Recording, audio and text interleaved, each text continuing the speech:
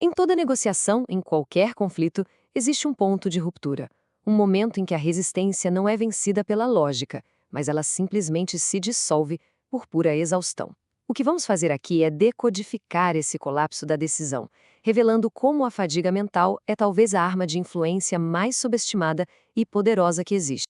Pense bem, naquele momento em que a mente sobrecarregada simplesmente não consegue mais lutar. Aquele instante em que ceder se torna um alívio e dizer sim é a única rota de fuga do esgotamento total. Pois bem, na arquitetura do poder, esse estado de rendição não é uma falha pessoal.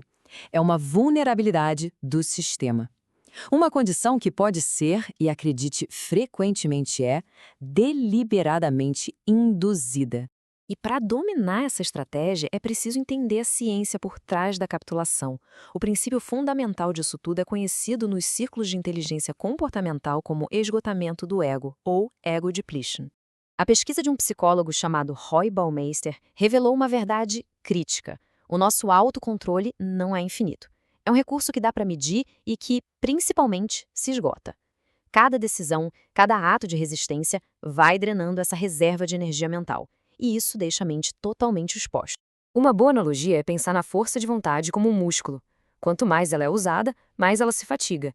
E um músculo fatigado, claro, perde a capacidade de exercer força. Ele se torna incapaz de resistir à pressão.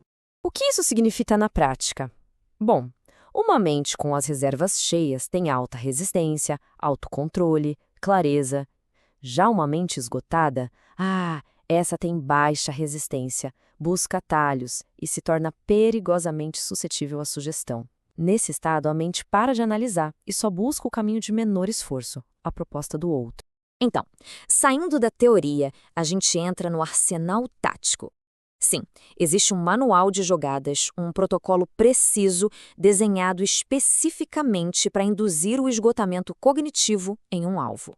Nós vamos dissecar 3 das manobras mais eficientes: a sobrecarga de detalhes, a escolha infinita e o que podemos chamar de ataque pelo cronograma. A primeira tática opera na confusão. Se a ideia é aprovar uma proposta fraca, a simplicidade é a inimiga. A estratégia correta, então, é submergir a proposta numa avalanche de dados técnicos, cláusulas complexas, informações periféricas, forçando o esgotamento analítico de quem está do outro lado. O efeito é cirúrgico. A capacidade de processamento do alvo simplesmente entra em colapso. E aí, quando a solução simples é finalmente apresentada, ela é recebida como uma salvação, uma fuga daquela tortura mental. É fundamental gravar este princípio. A confusão é o prelúdio da obediência. A segunda tática usa a paralisia da decisão como arma.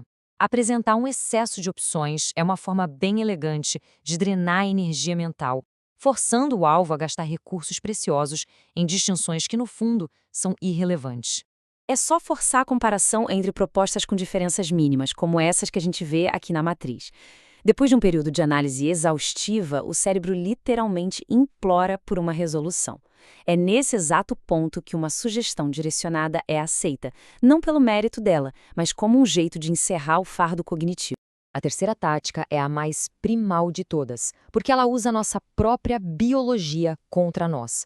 O ataque pelo cronograma transforma fome e cansaço em verdadeiras armas estratégicas. As decisões mais fracas são tomadas quando o corpo está debilitado. Agendar reuniões cruciais para o fim do dia, estender negociações para depois da hora do almoço, isso não é acidente de agenda, são manobras. Com a queda da glicose no sangue, o autocontrole desaba.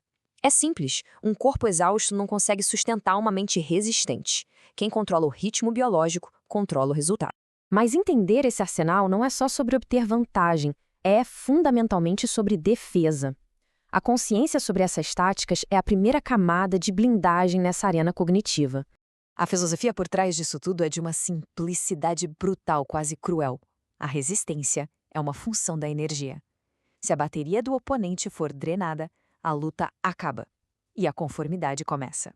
Em qualquer dinâmica de poder, existem 2 variáveis soberanas, ainda que invisíveis: o nível da própria energia e o nível da energia do outro.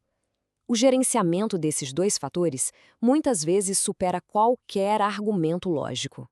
Então, a lição fundamental é esta: Aprenda a ler os sinais de fadiga nos outros. E, o que é mais crucial, nunca tome uma decisão relevante quando estiver sentindo a própria exaustão.